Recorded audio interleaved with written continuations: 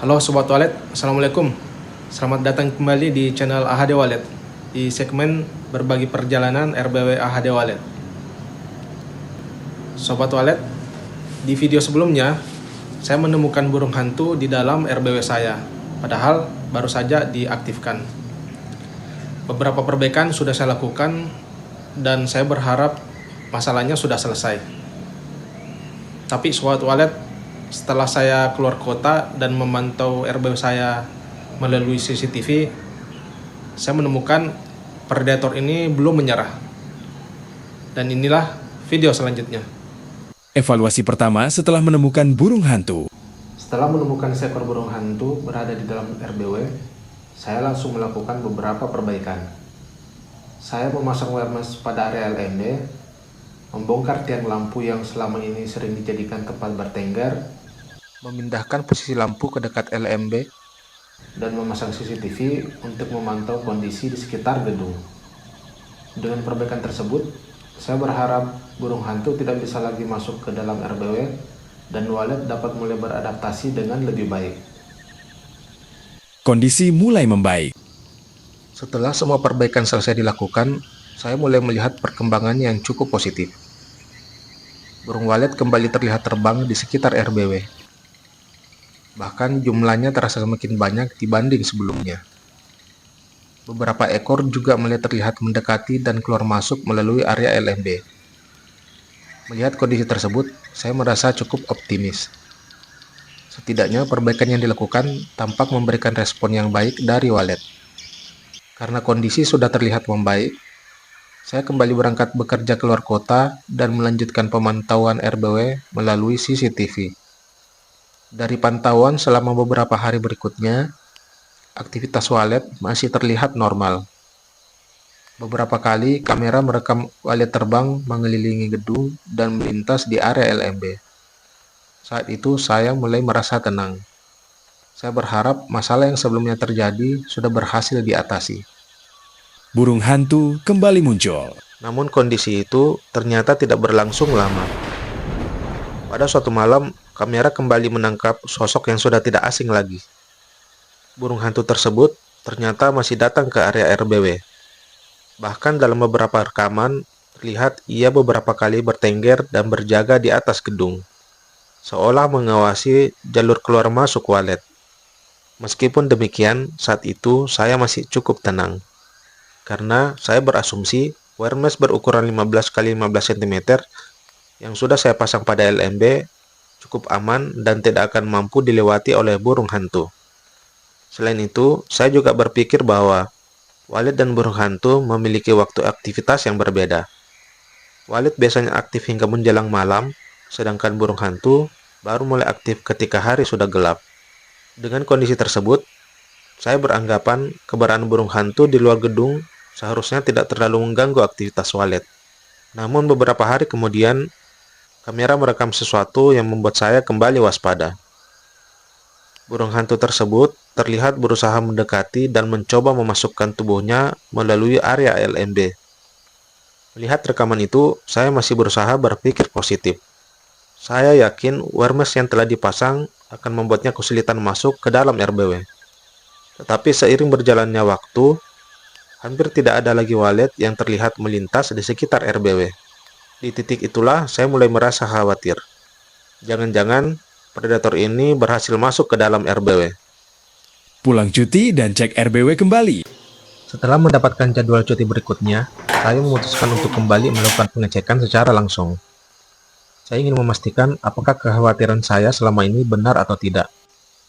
Dan saya sangat berharap setidaknya sudah ada tanda-tanda walet mulai menginap di dalam RBW. Namun saat memasuki lantai 1, hasilnya masih sama. Tidak ada sarang, tidak ada walet menginap, bahkan aktivitas walet pun hampir tidak terlihat. Saat saya lanjut mengecek lantai 2, hasilnya juga tidak jauh berbeda. Kondisi RBW masih sangat sepi. Menemukan kotoran burung dan pelakunya terciduk. Dan kemudian saya menemukan petunjuk yang kembali mengingatkan kecurigaan saya. Di area void lantai bawah, saya kembali menemukan banyak kotoran yang berukuran besar. Temuan ini sangat mirip dengan yang saya temukan pada pengecekan sebelumnya. Artinya bisa dipastikan burung hantu berhasil masuk ke dalam RBW. Saat melihat ke arah area LMB, saya akhirnya menemukan jawabannya. Burung hantu itu ternyata masih berada di dalam gedung. Ia sedang bertengger tepat di atas pipa sirkulasi dekat mulut LMB. Jadi, ini adalah alasan utama mengapa Walet tidak mau masuk ke dalam RBW. Usaha penangkapan burung hantu. Dan kemudian saya memutuskan meminta bantuan rekan untuk mencoba menangkapnya. Namun saat kami kembali naik ke lantai atas, ternyata burung hantu itu sudah lebih dulu bergerak. Ia berusaha keluar melalui celah Wermes yang ada di LMB. Dan sayangnya, burung hantu tersebut berhasil lolos sebelum kami berhasil mendekatinya. Saat kami sampai di ruang transisi, kami kembali dibuat terkejut oleh sebuah temuan yang tidak kami duga. Di lantai, terlihat beberapa tulang burung kecil yang berserakan di sekitar area tersebut. Melihat ukuran dan lokasinya, kami menduga kuat tulang-tulang tersebut berasal dari burung walet yang menjadi mangsa burung hantu. Saat melihat kondisi itu, saya semakin menyesal karena tidak berhasil menangkap burung hantu tersebut. Evaluasi total RBW. Setelah kejadian ini, saya memutuskan untuk melakukan evaluasi yang lebih menyeluruh. Wermes saya lepas dan desain akses masuk saya rubah. Ukuran LMB saya perkecil menjadi sekitar 80 cm x 7 cm. Saya juga menutup pipa sirkulasi menggunakan penutup khusus untuk mengurangi cahaya yang masuk ke dalam RBW. Selain itu juga karena saya menemukan adanya aktivitas burung lain yang memanfaatkan pipa tersebut sebagai tempat bersarang. Material sarang yang mereka bawa bahkan sebagian masuk ke dalam RBW. Karena itu, saya memutuskan untuk menutup area tersebut. Tidak hanya itu, saya kemudian membuka sekat ruang inap. Dari hasil pengamatan, saya merasa ruang gerak walet di dalam gedung masih terlalu sempit. Harapannya, dengan ruang yang lebih terbuka, walet bisa lebih leluasa bermanuver dan lebih nyaman untuk menjelajahi area inap. Walet mulai kembali datang. Setelah seluruh evaluasi dan perbaikan selesai dilakukan, saya kembali mengaktifkan RBW seperti biasa.